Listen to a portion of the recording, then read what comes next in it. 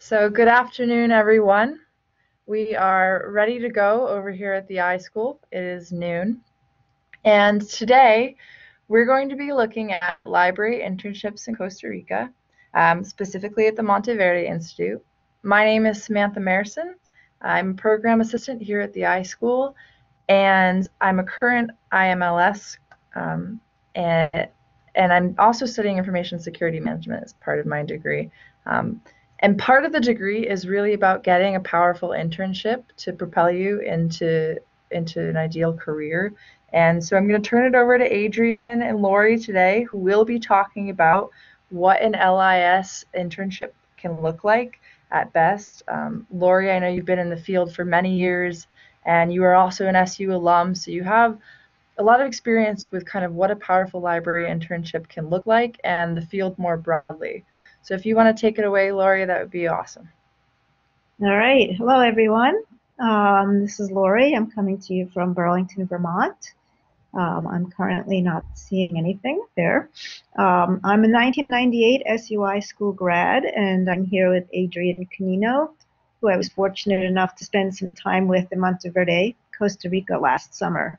So today, we're going to both focus on the evolution of my work at the Monteverde Institute, how I came to develop internship opportunities for SU MLIS students there, and most importantly, Adrienne is going to discuss and reflect on her Costa Rican internship experience there last summer. And then there's going to be plenty of time for questions at the end. A little bit about myself. I'm an information and instruction librarian at the University of Vermont with subject specialties in environmental information, anthropology, geography, and global and regional studies. Pretty awesome job altogether. So I developed an internship opportunity for SU iSchool students to help create digital libraries in Costa Rica after an initial 6-month sabbatical there in 2007. And I took the first SU iSchool interns down there in 2008. So I'm going to talk about how all that came to be, a bit of historical perspective, the work that I've done in Costa Rica since then, and then how we got all the way up to Adrienne's internship in 2017. Before I start any presentation about SU iSchool interns in Costa Rica, I really need to express my great gratitude for all their work and let you see all their awesome faces. So here they are. The bottom left, the 2008 interns, the initial interns, Cindy Dykes and Michelle Hennessy. They were extremely instrumental in developing initial workflows for our digital libraries, thinking about how to organize our projects. A lot of thinking and talking and challenges went into that year with limited internet availability and such. 2009, Cindy Dykes came back. Actually, she came back every year between 2008 and 2013. So she's done a lot of work down there. We were joined in 2009 by Stephanie Havelka, who then also came back in 2011. And in 2010, we had an intern named Natalie Gulick on the top right, and 2012 on the bottom right, Matthew Gunby, and most recently last year, front and center, Adrienne Canino right in the middle. The other person in all our photos here is Marlene Campbell, and she's the local library supervisor at the Monteverde Institute.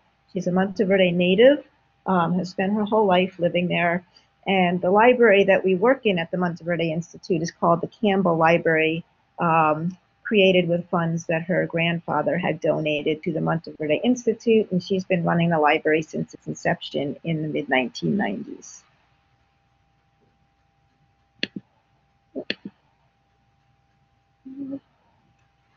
Okay, just to quickly situate ourselves so that you can see where we do our work. We are in the Central American country of Costa Rica, that little narrow strip of land in Central America, bordered to the north by the country of Nicaragua and to the south by the country of Panama. Sits between the Pacific Ocean and the Caribbean. We're in Monteverde, which is in the northwestern part of Costa Rica, and we're really high up on the continental divide, which makes it a very interesting place ecologically, because we're sitting at the top of the continental divide where the primary ecosystem is a high elevation cloud forest ecosystem.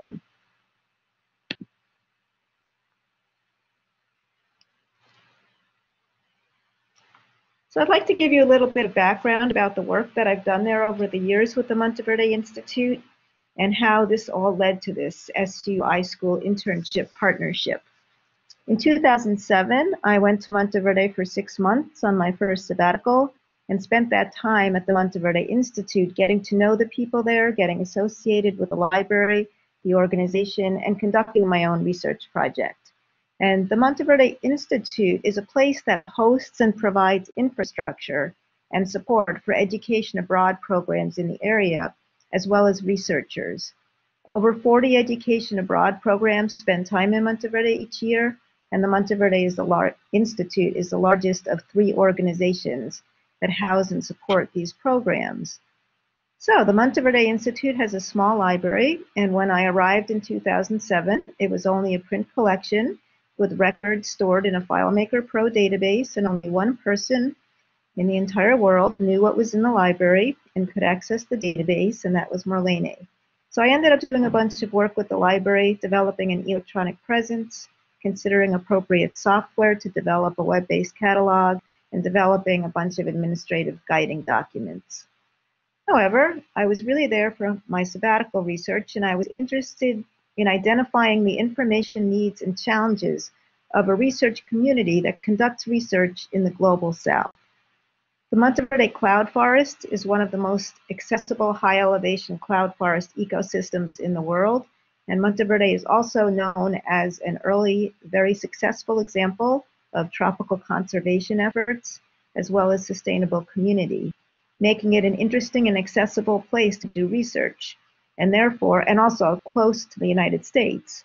Therefore, an area that has been studied and has long supported education abroad programs. But what I realized pretty quickly was that the idea of a homogeneous research community was a big misnomer, and it was actually way more complex than that. I was conducting interviews with researchers there, and there are a core group of researchers in the area that actually left the United States and have made Monteverde their home, and they do some very high-powered research there. But yet they're not actively associated with any university in the States or anywhere else. And they uniformly express like extreme frustration with their lack of ability to access the research articles they needed for their own research, even the research articles about Monteverde. So what was essentially happening was that scientists were coming into Monteverde, doing their research, collecting their data, leaving with their data, going home, writing their articles, publishing their articles in proprietary peer-reviewed journals that then became inaccessible to the local community of Monteverde. This group of researchers also spoke openly about the ways in which they gained access to these materials, mostly through leveraging their social networks and asking their colleagues up north here for what I like to call information favors, or asking students in the area to help them out. So anyway, that got me thinking about the small things that we might be able to do to leverage the information playing field, like at least a little bit. So with the help of some initial SU iSchool volunteer students that spring, we combed the internet to find all the legally and freely available Monteverde-based research information we could find. And as I was putting together the initial electronic presence for the Monteverde Institute Library, I included a page of links by subject to available Monteverde research information. But at the same time, I was also thinking about all the research studies that go on in Monteverde as part of the semester-long study abroad program space there, and how all these studies contribute significantly to the knowledge base of the local community, but yet they get lost and hidden at the conclusion of the programs. So, as librarians, we are known for our abilities to organize and provide access to information, which, as it turns out, are like some seriously powerful skills. And I was thinking that we could actually use those skills to create digital collections of Monteverde-based research materials that were previously inaccessible. So we do have power.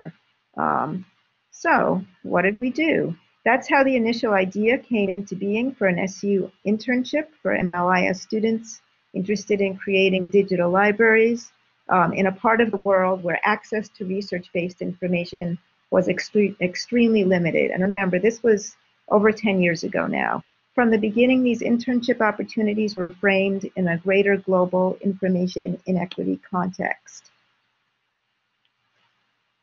So in 2008, I pitched this idea of this internship to the internship coordinator at the iSchool, and he agreed to give it a go. From 2008 to 2012, I had this series of awesome interns who you met with me in Costa Rica, and we were able to create 3 small digital collections of locally based research materials that focus on sustainable community development, community health. The reason for those 2 asterisks next to the community health collection is that that collection is completely bilingual. All these 3 collections are bilingual down to the metadata level, but the community health collection is bilingual, full text bilingual. And I'm extremely proud of that collection because of that. And then our largest collection is our tropical ecology collection. Below are the 3 cornerstones of the Monteverde Institute mission, and our digital library projects support all 3 of those areas. For me, giving back to the local community provides the foundation of the work that we've done, because I believe that one of the most powerful things that education abroad programs can leave behind, especially as more education abroad programs engage in community-based settings in the global South, is an increased knowledge base about the place based on the work that they've done.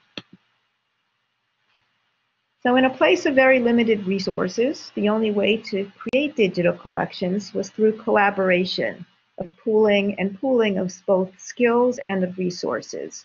Without the support of 3 universities from the States, none of this would have been possible. University of Vermont, again, has fully supported the work that I do in Costa Rica, and I do work there each year, each summer. I'm extremely grateful to them for that. They provided me the time and support to do the work at the Monteverde Institute to coordinate these projects. I've spent 2 sabbaticals there, and in addition, UVM has also donated items to the Monteverde Institute collection. The University of South Florida, with whom the Monteverde Institute has had a very close relationship over the years, has generously donated to us the use of their secure servers where our collections are housed. Very important because there are no servers capable of this in Monteverde. They've donated to us the digital library software that we've used to create the collections and their system support with this extremely helpful and patient systems librarian who has been available to us over the years as we've worked out never-ending kinks in the system. We've changed software, adjusted workflows, all kinds of things. We literally could not have done any of this without our relationship with USF. And Syracuse University, of course, which should be bolded there, has provided the interns who have made all of this possible. So, of course, all the work that went into this has been possible because of the internships from Syracuse University. And they've made a huge impact on the Monteverde Institute community along the way. I think the internships have been a high-impact learning experience, not only for the interns, but also, like actually quite importantly, for Marlene, the local library supervisor as well, and for me as well. So I took SUI school interns to Costa Rica to create these digital collections between 2008 and 2012, and I felt our work was largely finished at that point. Materials are still being added to the collections, but the local library supervisor is able to keep up with that. I did, however, see the multiple values of our internship work, and I was really proud of the work that we did. For the local community to have access to research information about the place they live, all our collections, again, are bilingual down to the metadata level. And again, the community health collection all the way through the full text level is bilingual. I want to talk for a minute about the photos on the right of this slide here.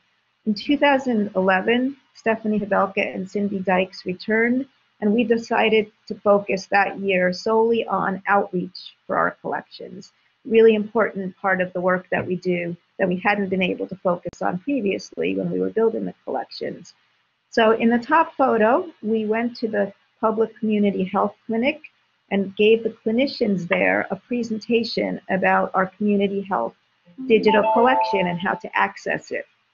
And that was really cool. So the community health collection is a collection of research papers based on primary research done in Monteverde by graduate students in anthropology and public health from from the University of South Florida. And the collection is really, really interesting. It's focused on issues that are not generally addressed in Monteverde. For example, adolescent sexual and reproductive health, teenage alcohol and tobacco use, nutrition for older community members, menopause, health issues of migrant Nicaraguan workers. So this presentation was conducted fully in Spanish. That's Stephanie delivering the presentation. She did a fabulous job. We introduced these healthcare professionals to resources that they were unaware of, and it was just a very moving moment in the whole process of creating these collections. In the bottom picture, we set ourselves up at the local farmers market one Saturday morning to introduce local community members to our resources. And that picture was taken early in the morning before the farmers market actually opened, and we were setting up, and that's Stephanie sipping on her morning coconut beverage there. So researchers at the Monteverde Institute and students studying there are the primary users of our collection, but we really want other user groups to be aware of the collections. As well, the impactful educational experience for our interns, the interns that have returned in subsequent years, the interns who have said that the internship in some way contributed to their subsequent employment, and on a personal level, the amount that I've learned from the interns and the meaningful, lasting relationships that we've all formed have been absolutely incredible. But in the summer of 2016, I felt that we had accomplished a lot in moving the library forward, and I spoke with the directors at the Monteverde Institute about continuing my connection with them, but utilizing more of my skill set as an instruction librarian and my desire to become more directly involved with student programs and teaching students. My first priority, and a very long-standing interest of mine, was that I wanted to design and teach students from that particular vantage point about the inequalities both in access to and production of research-based information from the place-based and experiential Latin American perspective. This is a topic that has as its basis the concept of critical information literacy that looks at the cultural, social, and economic structures that underlie all of production, information production, and dissemination. So I designed more of a discussion than a presentation for a couple student programs studying tropical ecology and conducting reforestation projects entitled Equity Issues in Scholarly Access and Production, a View from Latin America. And these were the guiding questions that we subsequently discussed. Is the production of scholarship and access to information equitable across the world? Who benefits? Who loses? And why should we care?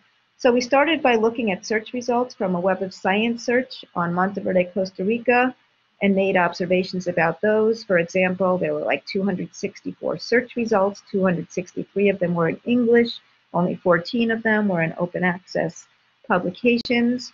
We talked about the unsustainable costs of scholarly journals, whose access we take for granted from our vantage point of North American universities. We talked about how and where research gets produced, and looked at data from a very interesting article on this subject in the journal Nature Climate Change that just came out last year that showed that almost 90% of authors who conduct scientific research on global climate change come from the richest countries in the global north. And we considered what that means for our understanding of a truly global issue, such as climate change. Anyway, we talked about a lot more, including the research and knowledge that is getting left out here. And on a more positive note, the high number of open access publications coming out of Latin America. By the way, Latin America has the highest number of open access publications in the world. And we talked about the success of the Latin American regional repository approach. The students were really interested and engaged, and from our unique experiential vantage point, I think it was really successful, and I'm going to be doing it again this summer to an increasing number of students and other programs. In the end, the students were asked to reflect on the following and write down 2 good ideas that emerged for them. As future potential contributors to the scholarly information universe as the next generation of researchers, What can the next generation of researchers do to work toward the global information playing field? And they came up with a lot of really great and thoughtful ideas which covered these general themes. First, play an active role in supporting open access. And they were saying a lot more than just like published in open access journals. They were saying things like be an editor of an open access journal, do translations for open access publications. It was really interesting, their responses. The next theme was make research available in multiple languages. Very strong theme. And a very strong theme as well was a very strong concern for inclusion of local researchers and making results of research available to local populations. So that was a really great experience, and it really boded well for me to hear all these really great ideas coming out of our next generation of researchers. But meanwhile, Adrienne was engaged in a really awesome and cool internship project of her own, which she proposed, created, and designed. So I'm going to turn it over to her now. Thank you. Thank you, Laurie. And I have to say thank you for bringing me to Costa Rica, and thank you to Sam and the iSchool team for having me here today as well.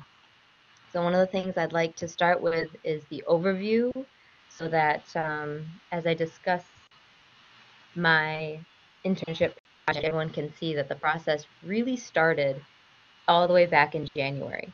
So I had heard that the iSchool students had been going to Costa Rica to do an internship in digital libraries, and I was fascinated with it.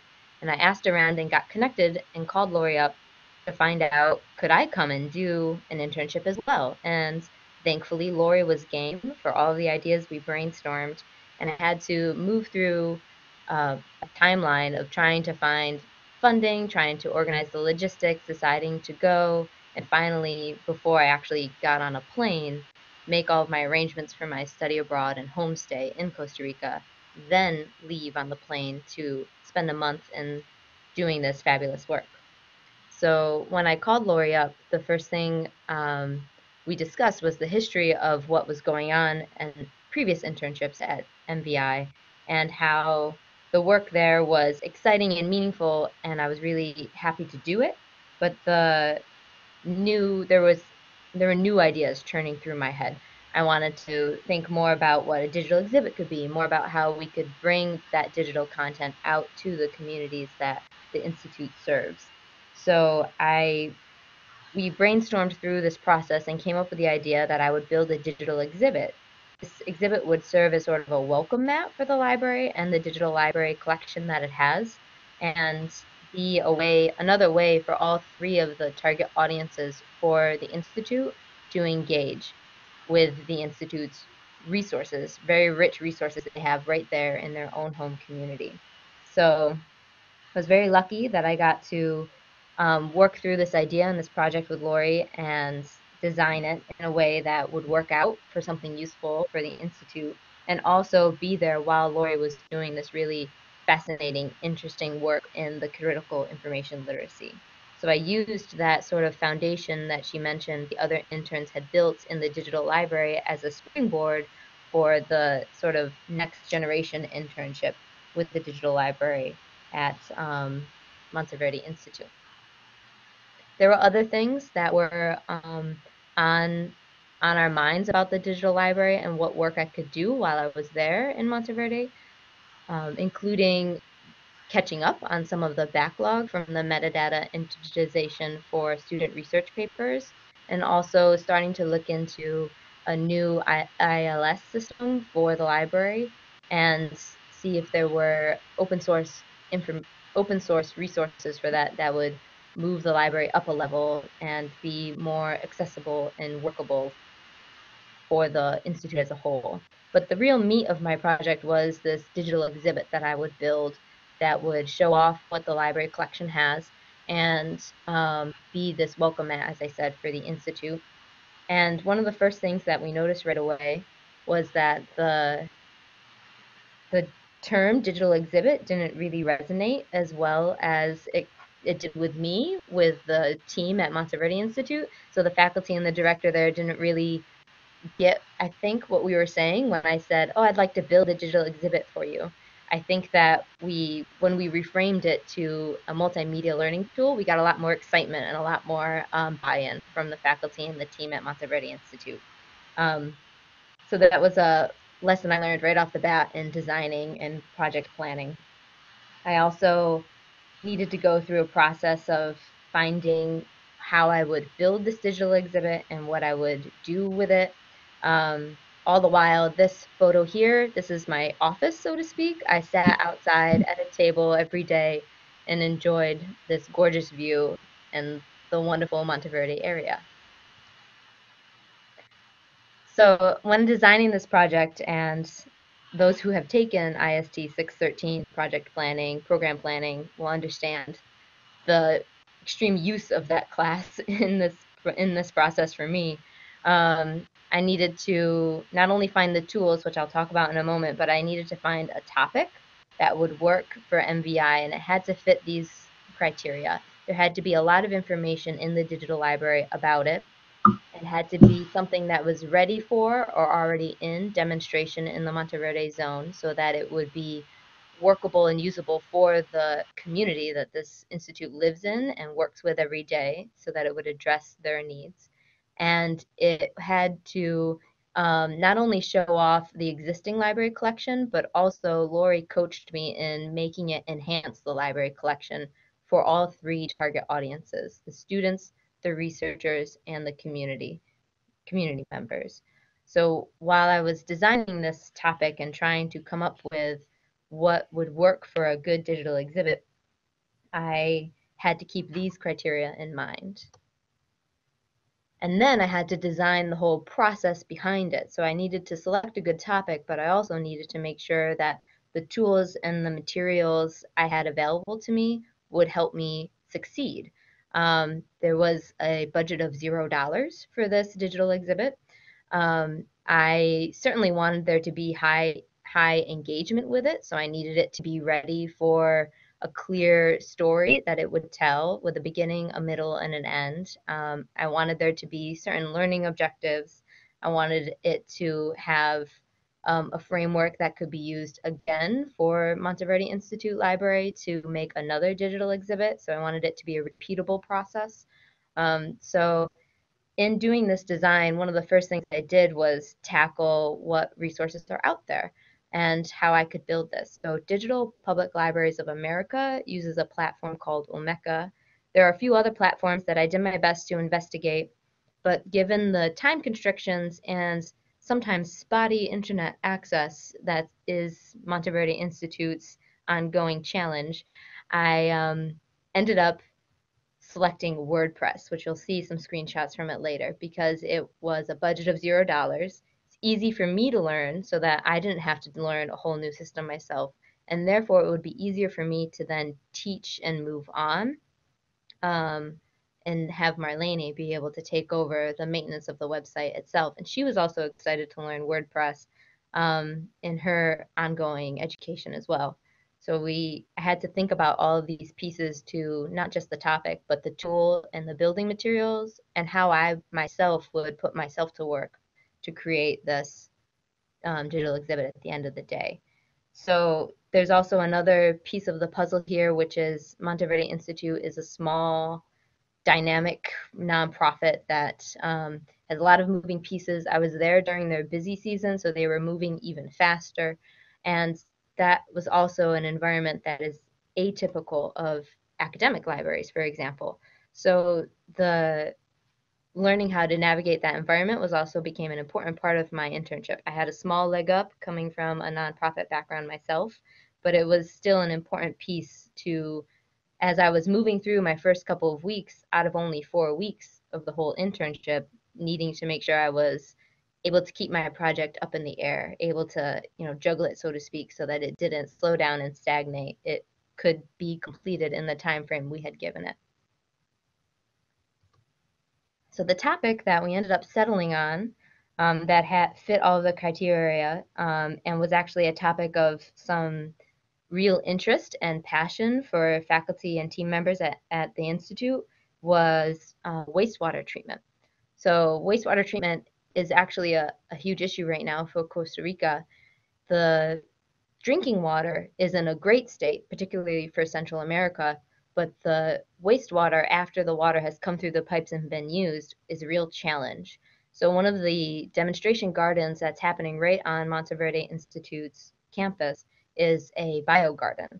A biogarden takes the gray water from your kitchen sink or sometimes the laundry machines, other gray water that was used not for specifically for sanitation purposes, and it filters it and moves it into a garden for its own use. And then the water that comes out of the garden at the end of the day is much cleaner. So altogether, instead of just dumping potentially dirty water or water that still has fragments of food bits in it into a creek, it gets filtered out and put into a garden and then returned to the natural environment. And that's a much more sustainable way to treat wastewater, particularly in small rural communities. So the topic was exciting for me as well because I'm from Syracuse and I know pollution of water maybe a little too well, and I'm a little bit of a geek about green infrastructure in the first place.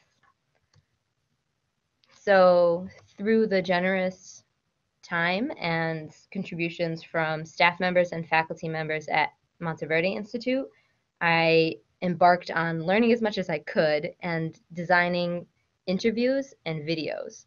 So when I set myself up for the digital exhibit, there wasn't a lot of information out there for how I could do how I could build it or frameworks that I could fit myself into.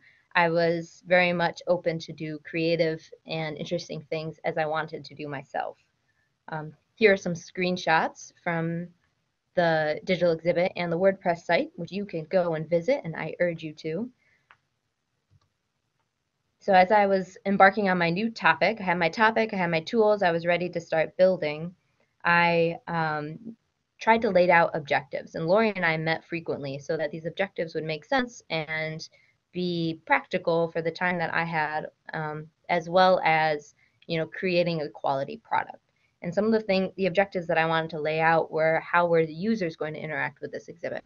How is the flow of information for the exhibit going to scaffold into learnable pieces or be interactive if someone came to the visit and went through it in a nonlinear fashion?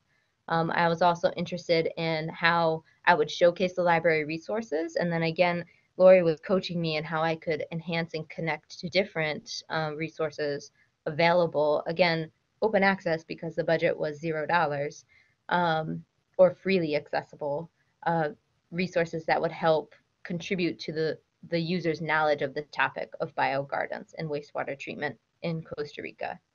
And then I sort of set myself a goal for interactivity as well for the digital exhibit. I didn't want it to be text on a screen.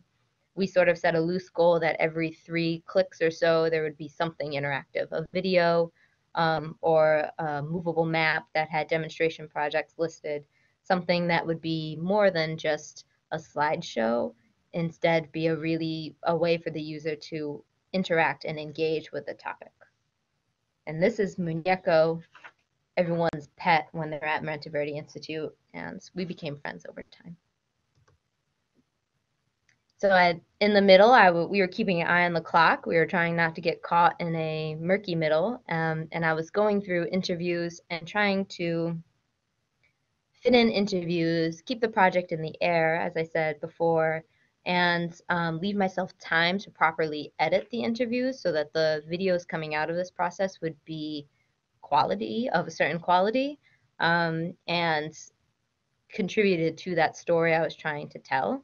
And so the other thing about this exhibit is that it is also bilingual.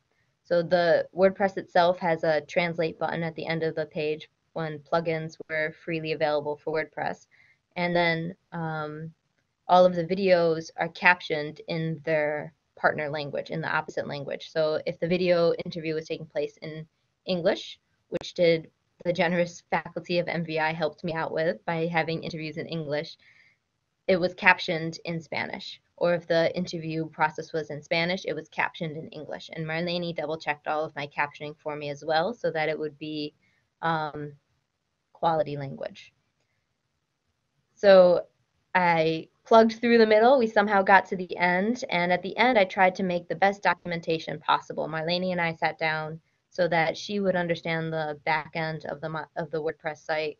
She could keep the small blog roll that is also a part of it going with updates from the library, and she knew how to correct fixes if for some reason something was going astray in the exhibit itself.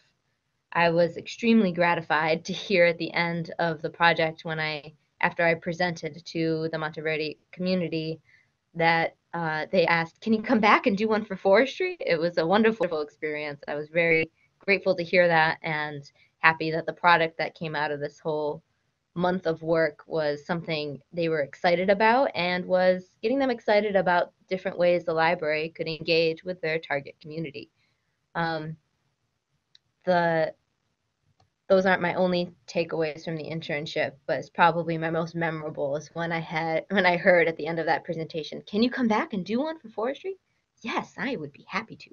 I'll work on that. Other takeaways I have were learning a lot of Spanish right off the bat. So this whole process was happening. I was staying in a homestay with my homestay mom who spoke Spanish with me very patiently. I was also learning a lot about metadata because I was taking care of a little bit of that backlog, and then I was learning about metadata in Spanish, the digitization process itself and how that works at MVI. Of course, teamwork, creative problem solving, learned a lot about WordPress, even though I knew a little bit coming into it, learned a lot more. I did investigate open source software and open source OPACs and ILS systems, finding that not many of them are available in Spanish, which is a whole nother question for how the digital infrastructure of our world is made. Video editing, I learned a lot about that, and biogardens, geeked out over green infrastructure, and how to keep myself in assessment for this project as I was going through. I was keeping myself on track for how would I call this project a success at the end. I was trying really hard to keep good tabs so that a quality project would come out. And then, of course, learned how to frame the library tools and projects, learned more about engaging with faculty and staff and a bigger team at an institute, learning how to keep multiple goals in mind for every project. So this collection was not only about showing off what the institute's students have already done and put up, but also about how we can give them different and new information for engaging with the same research topic they were creating their own information on. So enhancing the collection. I learned a lot about flexibility and being able to respond to a problem when it came up. There are a lot of tools that I think we take for granted when we're in the US or in the global north that I missed having while in Costa Rica. And again, as mentioned before, reliable internet access.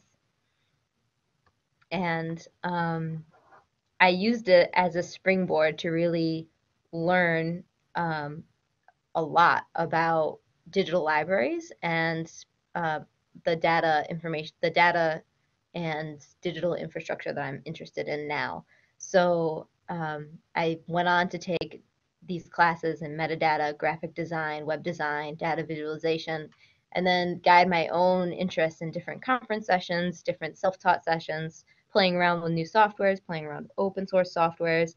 I have a new interest in all of this now that helps me look at what I did and look at what I can learn and what I can do in the future. It was also a huge influence on my own librarianship. So being able to be there again when Laurie was doing really interesting work on critical information literacy really helped springboard my own perspective and my own concepts for what open access or the open movement in the science world means, what new concepts or perspectives digital presence of libraries can have. So how do we build a bridge for the digital divide? What tools do we have? Are those tools in Spanish? Are those tools in English? I have a newfound fascination with open source software and its culture. And if digital libraries are going to engage with open source, who's building that digital infrastructure? And as librarians, what does that mean for us?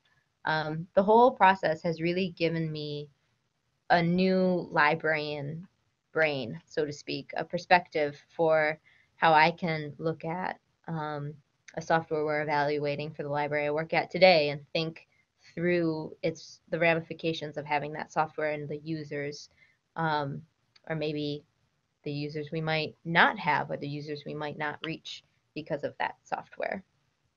It's really grateful for this experience for giving me that whole framework.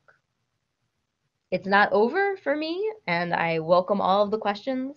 I don't think it's over for future LIS students at SU either. There's plenty of opportunities for quote unquote second generation internships at MVI. And this is all my contact information. I have been lucky enough to find a job. I graduate in May, and then I'll begin my placement as a science and outreach librarian with University of Rochester. This project definitely helped me be prepared and find that placement as well. And we're open to suggestions about how new and different internships could take over, or of course, questions. So this is Laurie's contact information. We can repeat that in the chat if you need to. And we're ready now for questions from this curious little fella. Okay, fire away. Hi, Alison.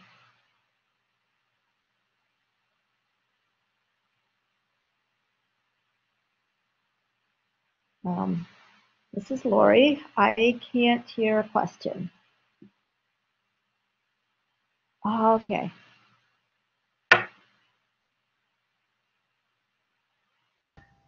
So I thought I was using Adrienne's mic, but she turned it off. Surprise. We are going to do Q&A now, if you didn't catch that. Alison is writing in with a question, and she asks, do you have projects already in mind for interns, or do you allow them to come to you with ideas? Great question.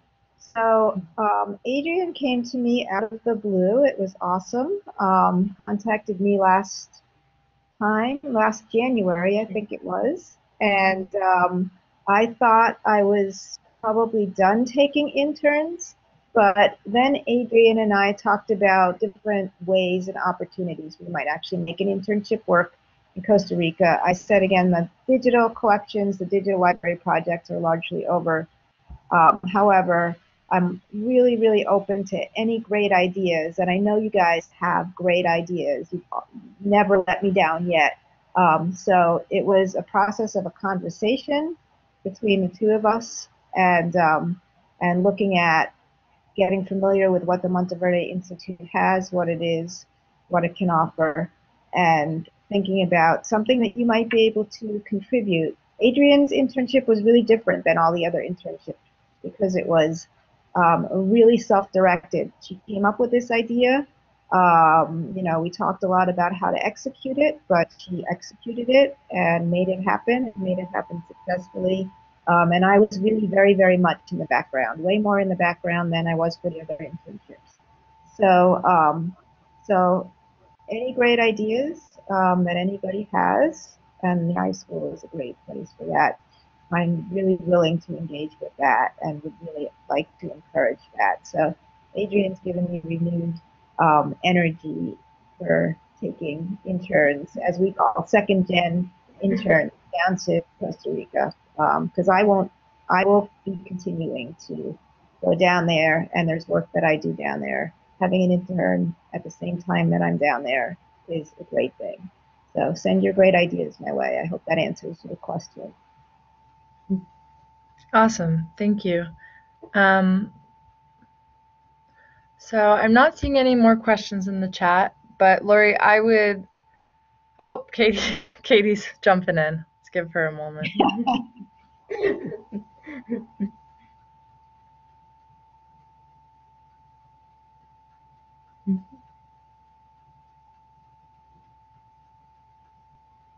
What is the typical internship like, since Adrienne's was so unique? Yeah, maybe walk us through kind of a typical day.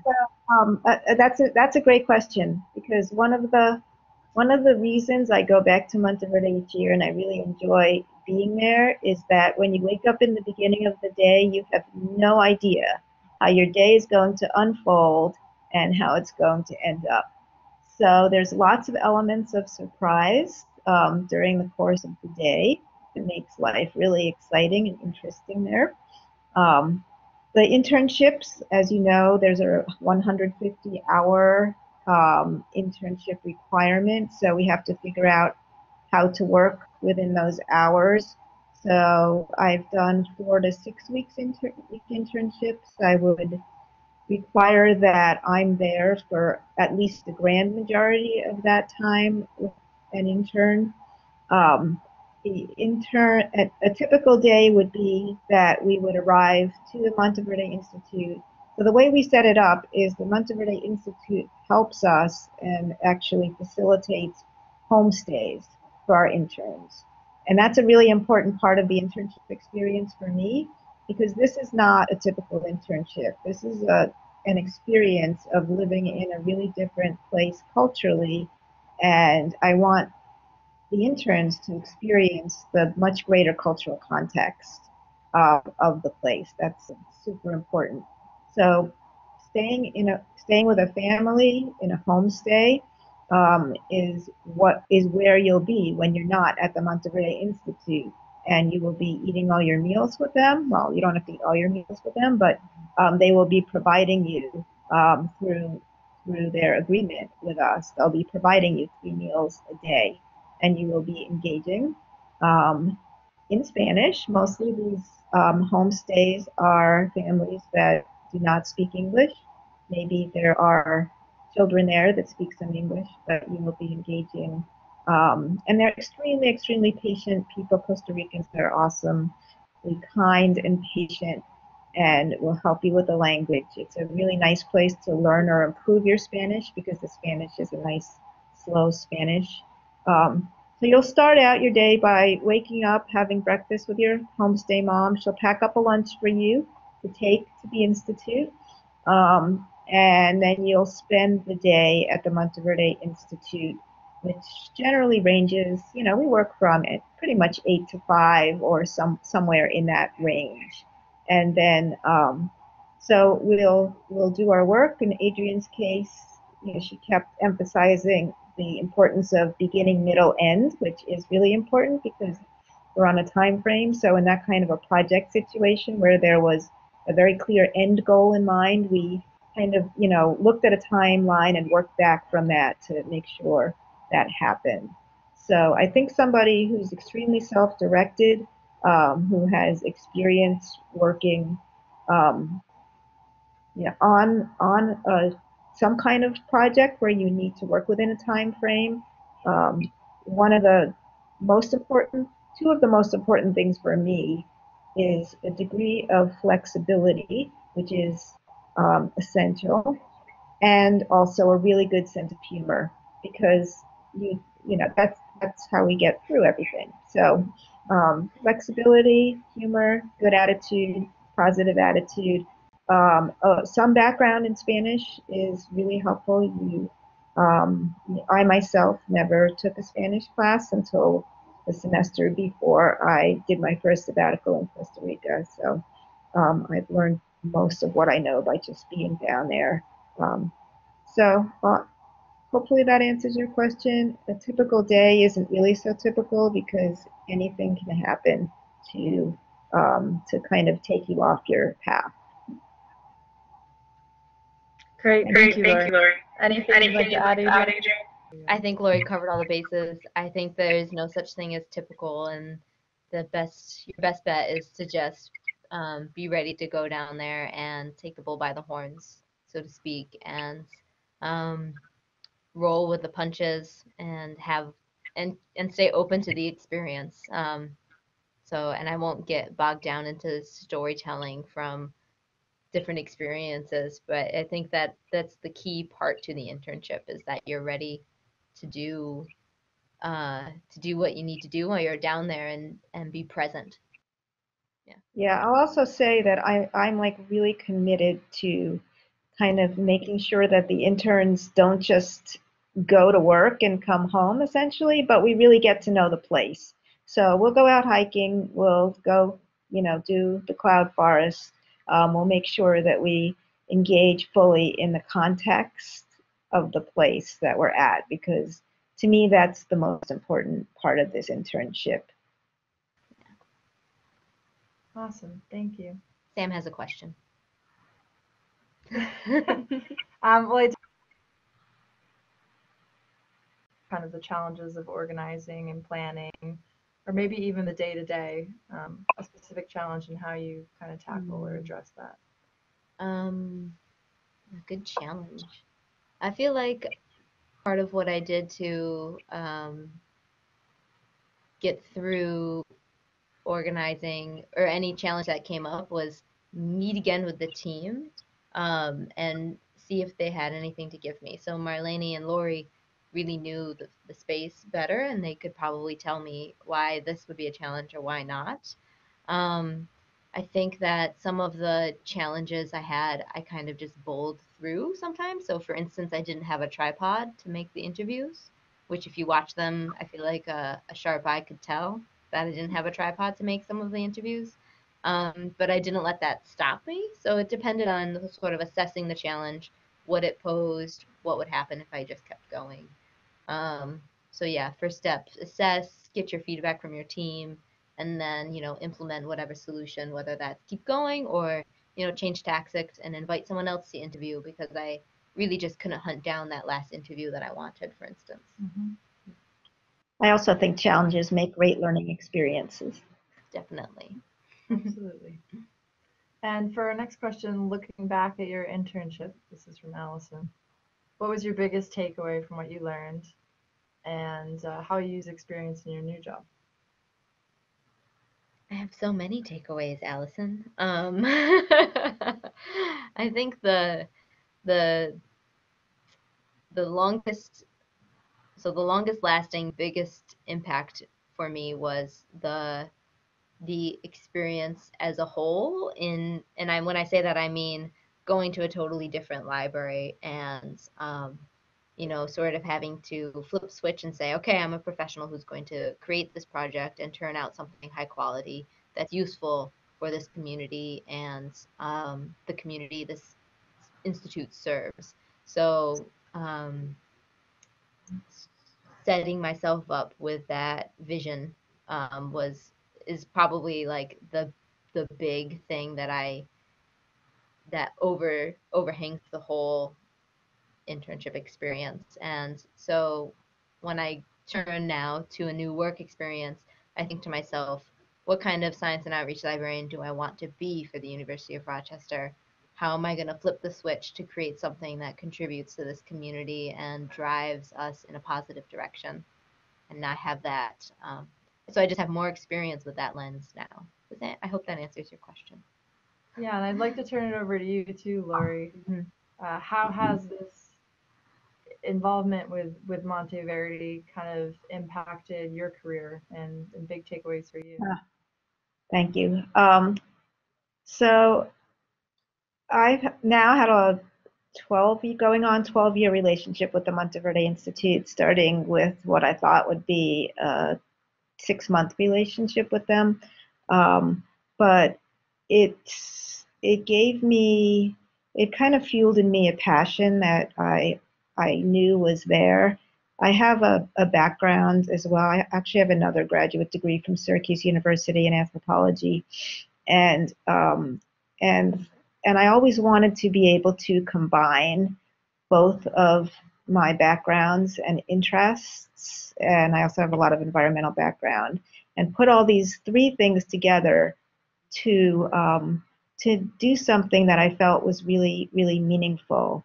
And there are so many things in Monteverde that make that possible, that have made that possible for me.